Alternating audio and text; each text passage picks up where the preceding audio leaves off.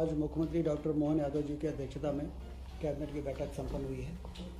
इसमें जैसा कि हम सब जानते हैं कि चीता के मामले में जो लंबे समय से संघर्ष चल रहा था, कूनो अभ्यारण्य में बहुत ही सफल तरीके से चीतों को लाया गया और उनका वंश वृद्धि भी बहुत सफलतापूर्वक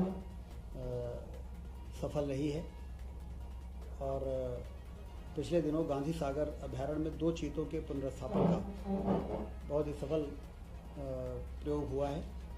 इसकी जानकारी और चर्चा कैबिनेट में हुई है, जिसकी राष्ट्रीय एवं अंतर्राष्ट्रीय स्तर पर चीता रिलोकेशन में मध्य प्रदेश ने जो कार्य किया है उसकी प्रशंसा हो रही है। ग्वालियर में देश का पहला टेलीकॉम मैन्युफैक्चरिंग जोन बन सके, इसके लिए राज्य शासन ने अपनी सहमति भारत सरकार को भेज दी है और ऐसी उम्मीद है कि भारत सरकार की स्वीकृति के बाद 12,000 करोड़ के निवेश की संभावना तथा इससे 5,000 रोजगार के अवसर सृजित होंगे। गेहूं उपार्जन 50 लाख मीट्रिक टन हो चुका है। इसमें जो हमारा समर्थन मूल्य है 2425, उसके बाद जो 175 रुपये बोनस का जोड़ा गया, 2600 रुपये में किसानों ने बहुत बढ़ चढ़ के और बड़ी प्रसन्नता के साथ अपनी उपज को खरीदी केंद्रों में पहुंचाया है। और ऐसी उम्मीद है कि 5 मई तक जो टारगेट है 60 लाख मीट्रिक टन के उपार्जन का, वो हमारा पूरा हो जाएगा। किसानों के खातों में 10,562 करोड़ से अधिक की राशि भेजी जा चुकी है। ग्रीष्मकाल में पेयजल व्यवस्था की सतत समीक्षा की जाए, इसका निर्देश माननीय मुख्यमंत्री जी ने सभी प्रभारी मंत्रियों को दिया है कि अपने अपने प्रभार जिलों में दौरे के समय पेयजल की समीक्षा जरूर करें। और जल गंगा संरक्षण का जो अभियान चल रहा है 15 जून तक 16 जून तक, उसमें कहाँ क्या संभावनाएं हैं, कहाँ पर हम तालाबों का गहरीकरण कर सकते हैं, कहाँ हम स्टॉप डैम बना सकते हैं, जिससे पानी का संग्रहण हो और उससे हमारा नीचे का वाटर टेबल जो है वो इम्प्रूव हो सके।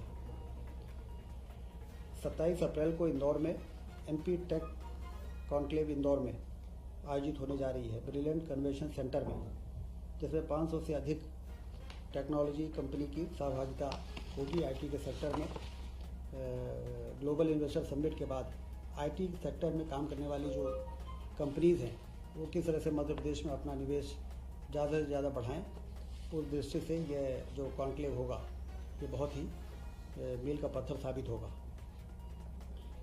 कैबिनेट ने पोप फ्रांसिस के देहांत पर भी 22 से 24 अप्रैल तक 2 दिन का प्रदेश में राजकीय शोक रहेगा, इसका निर्णय लिया है।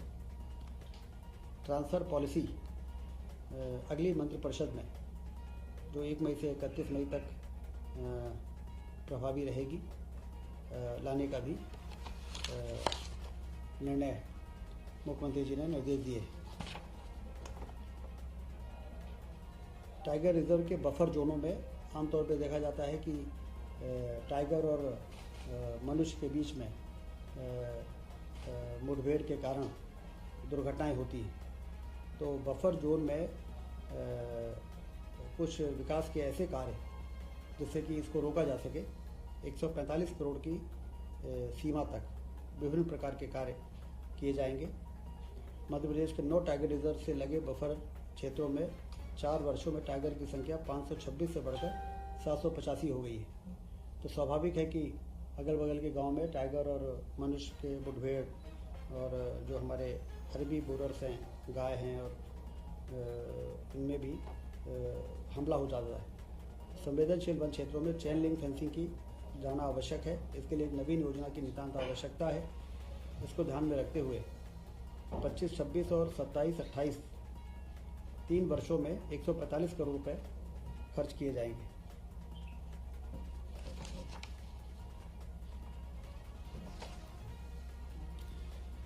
मुख्यमंत्री कन्या विवाह निकाय योजना, जो कि बहुत ही लोकप्रिय योजना है, जिसमें 49,000 रुपये डायरेक्ट बेनिफिट ट्रांसफ़र और 6,000 रुपये आयोजन में खर्च होते हैं। इसमें अभी 15 मई तक जो भी पंजीयन पूरे प्रदेश में हुए हैं सामूहिक विवाह के लिए, वो तो उसी प्रकार से यथावत आयोजन होंगे।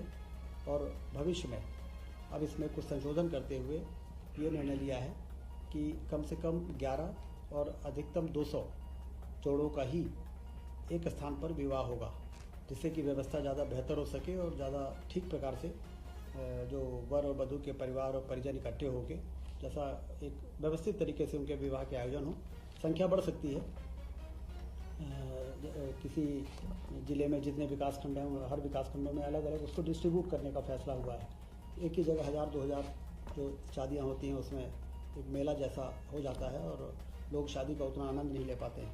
तो उस दृष्टि से मैक्सिमम 200 और न्यूनतम 11 जोड़े भी यदि हैं तो भी सामूहिक विवाह के लिए वो एलिजिबल हो जाएंगे और उनको जो राहत राशि, सहायता राशि 49,000 रुपये वो उनको प्राप्त हो सकेगी। इस प्रकार से आज ये कैबिनेट की बैठक में इन सभी महत्वपूर्ण विषयों पर चर्चा हुई है। धन्यवाद।